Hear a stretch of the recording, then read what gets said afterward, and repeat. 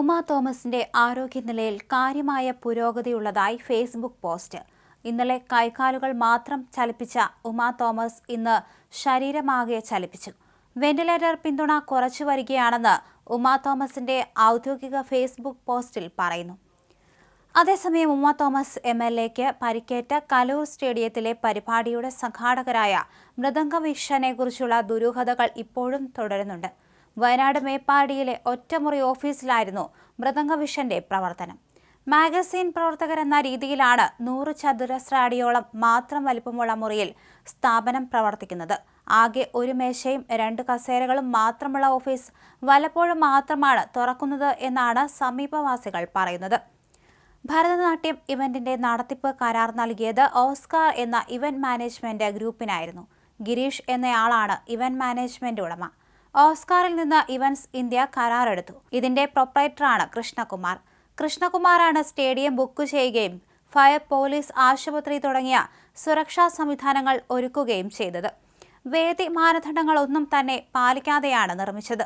55 അടി നീളമുള്ള സ്റ്റേജിൽ 8 അടി വീതിയിലാണ് കസേരകളിടാൻ സ്ഥലമൊരുക്കിയത്. ദുർബലമായ ക്യൂ ബാരിയേഴ്സ് ഉപയോഗിച്ചായിരുന്നു കൈവരി.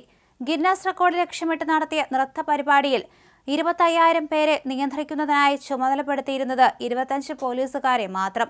പരിപാടിക്കായി 25 പോലീസുകാർ മതിയെന്നാണ് സംഘാടകരായ മൃദംഗവിഷൻ അറിയിച്ചിരുന്നത്. ഇതിനായി നിയമപ്രകാരമുള്ള പണവും സംഘാടകർ കെട്ടിവച്ചിരുന്നു.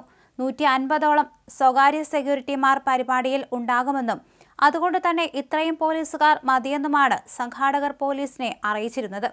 അതേസമയം ഈ പരിപാടിയുടെ ആവശ്യത്തിനായി കൊച്ചി മെട്രോയിൽ യാത്രാ ഇളവും നൽകിയിരുന്നു. ടിക്കറ്റ് നിരക്കിൽ 50% ഇളവാണ് മെട്രോ അനുവദിച്ചിരുന്നത്.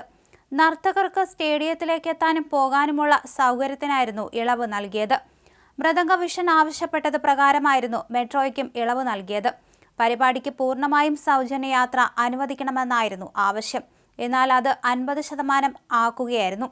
കൂടുതൽ ആളുകൾ മെട്രോയിൽ കയറട്ടെ എന്ന് കരുതിയാണ് യാത്രാ ടിക്കറ്റിൽ ഇളവ് വരുത്തിയതെന്നാണ് കൊച്ചി മെട്രോയുടെ വിശദീകരണം. ഇത്തരത്തിൽ പരിപാടികൾ നടക്കുമ്പോൾ സംഘാടകർ ആവശ്യപ്പെട്ടാൽ ഇത്തരം ഇളവുകൾ നൽകാറുണ്ടെന്നും അവർ പറഞ്ഞു. അല്ലാതെ കൊച്ചി മെട്രോയ്ക്കും ഈ പരിപാടിയുടെ സംഘാടകരുമായി യാതൊരു സാമ്പത്തിക ഇടപാടുകൾ ഇല്ലെന്നും അധികൃതർ പറഞ്ഞു. എന്തായാലും വളരെ ഗുരുതരമായ താളപ്പിഴകളാണ് മൃദംഗവിഷന്റെ ഭാഗത്തു നിന്ന് ഉണ്ടായത്. വലിയ രീതിയിലുള്ള ഒരു പണമിടപാട് ഇവിടെ നടന്നോ എന്ന കാര്യത്തിലും സംശയമുയരുന്ന കാര്യങ്ങളാണ്. എന്തായാലും ഉമ തോമസിന്റെ ആരോഗ്യസ്ഥിതിയിൽ നേരിയ പുരോഗതി ഉണ്ടായി. ഇത് തന്നെയാണ് ആശ്വാസം നൽകുന്ന ഒരു കാര്യം.